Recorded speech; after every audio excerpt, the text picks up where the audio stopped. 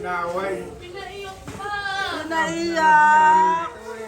Naway ka. Morning mga lovies, today is another day and it's gonna be another vlog. Today is Sunday and it's Love Day. family day. Family day ngayon mga lovies. So yun, anong oras na ba lang? Alauna na. Ngayon na tayo nag-vlog mga lovies kasi busy talaga kanina.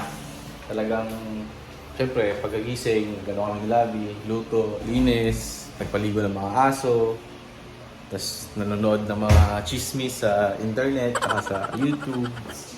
Chika Day pala, Chika Day. Yung mga anak-anak namin, fresh na, nasa kwarto na sila. Tapos may naantay pala kaming maglilinis ng aircon. Kasi after 8 months ba? 8 months, wala linis-linis yung aircon. Tsaka first yung malinis yung aircon. So, yun. Si Lavi gumawa ng food. Yan, merienda namin today. Kanta yung mango juice. Yan, may mangga pa nga ako. Tapos hotdog, tokwa, french fries. And then, the ketchup, the sauce. Si Lavi naman, syempre, magkakaano yun ng... Hindi naman pwedeng kami lang kakain eh. Syempre, pati yung mga dogs. Water muna sila, tapos mamaya, yun, pwede na silang kumain. Diba, Lavi, eh? Let's go, let's eat. Let's eat. Lunch natin ito ba? Lunch na to? Sige.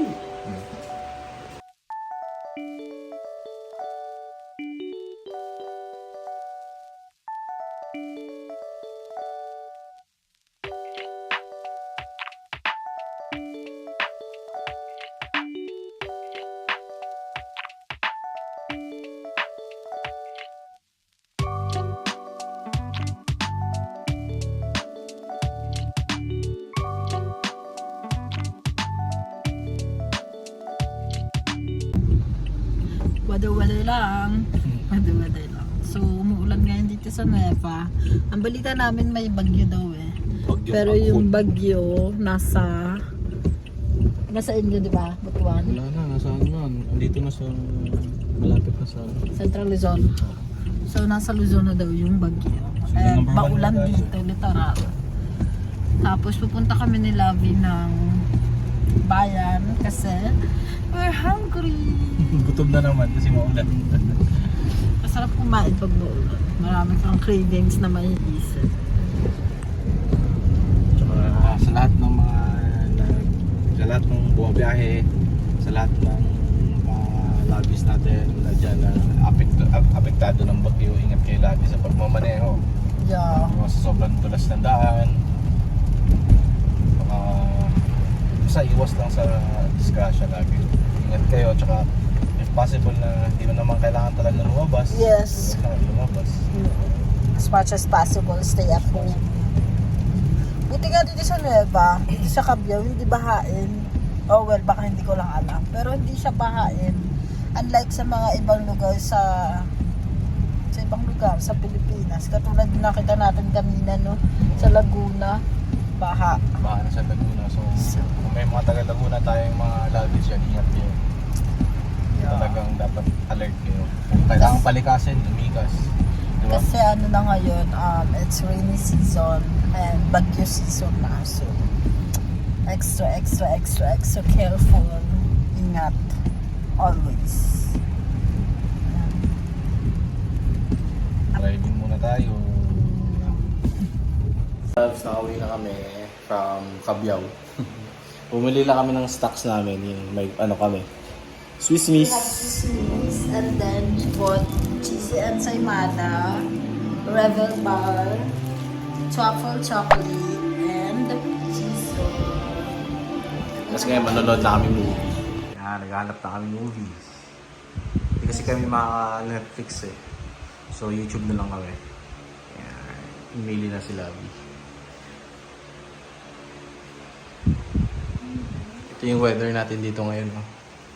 Yan, basang-basa yung sakyan natin. Ito yung weather natin. Yan. Muulan pa din. Yan. So, maganda talaga ngayon.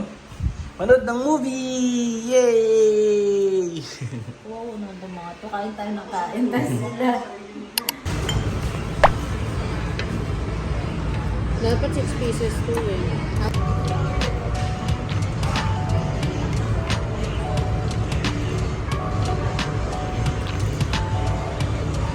Grocery kami. Marcos. Marcos. Nandito kami ngayon sa Robinsons kasi natid namin si Marcos, then kakain kami ni ate. Ito lang kami sa food court kakain kasi wala makainan na okay. So, nag-gongcha ako. Honey green tea. Favorite ko to sa gongcha. Tapos fried noodles, then empanada. That's it. Hi guys! So, I'm back and hindi na ako masyado nakapag-vlog today kasi sobrang busy and marami kaming dinaanan ngayon. So, galing kami ng Robinsons ni ate. Nasikaso namin si Marcos. Tapos, nag-buy kami ng mga things. Pero, konti lang naman yung binay namin. Then, after that, dumiretso kami dito sa bayan ng Cabiao para magpa-cleaning sa ngipin. Kasama namin yung mga bata. Si ate nauna na kasi bibili pa siya ng pagkain ng baboy. Then, kasama ko si Missy at saka si Amara. Nandun sila sa labas. Nag-o-order sila ng food kasi gutom na daw sila. So, look at that. Nagpalinis ako ng ngipin kasi 1 year na after 1 year nang nakalipas since nagpalinis ako. So, dapat hindi siya ganun katagal.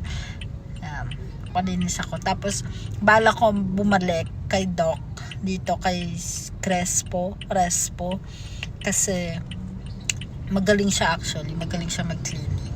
And, gusto kong magpa-whitening ng ngipin. Sabi nga niya maganda daw yung ngipin ko. Alaga kasi to. Alam nyo ba, nung bata kami, sobrang alaga si daddy sa ngipin namin. Siya yung nagbubunot na, alam mo yung pag umuuga, bubunutin siya using the sinulid. Sila ni mama, ganyan. Tapos, talagang stricto siya sa brush your teeth, ganyan. So, alaga yung ngipin namin. Lahat kami, maganda yung ngipin. And, siguro nag-start lang naman ako magpa-brace nung college ako kasi nagkiklik yung jaw ko. So, for alignment lang. Ganun. Meron pa rin actually ngayon. But yeah, plano ko magpa-whitening. Gusto ko sana magpa-veneers. Tapos sabi sa akin ng doctor, bakit daw? Sabi ko kasi hindi, gusto ko maganda. Maganda daw yung ngipin ko. So, kailangan lang siya i-maintain. And, pa-whitening. Maganda ng ngipin ko. Ganda talaga siya. So, yun lang. Pauwi na kami. Nantay ko lang yung dalawa. Then, wala pa akong na-prepare na food para kay Lovey. Sigurado hungry na yun. Actually, ako rin hungry na. So, mag-isip muna ako kung ano pwede namin ulamin. Then, let's go home.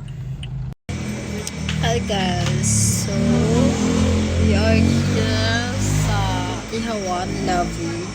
It's dinner time and we decided to have dinner lang dito kasi hindi na ako nakapag prepare or do sa apartment dahil that has been a long day. Daming ganap. So, niyaya ko na lang si Lovey na kumain sa labas. Here we are on our favorite place to eat. So, ganda ng ngipin ko. Nakapagpalinis na ako ng ngipin. That's it. This is the ihaw that we ordered. It's our dinner. Suki tayo dito, love, no? Suki nga tayo dito. So, bumili na lang kami ng rice dyan sa restaurant na yan. Comes with sasawan, matamis, and suka. So, 3 rice. Nice. And Kimchi. the favorite. Sarap yung kimchi na dito. Parang nasa Korea ka. Go. So, that's it. So, Marcus is here sa apartment. Ginawa ko siya kasi galing siya sa school. Kasama niya yung mga dinosaurs. And, kinuha niya sa Kinuha niya sa ref. Akala niya soft drinks. Pero hindi niya naman nabubuksan. So, meron siyang Yakult. Hi, Marcus! Hi.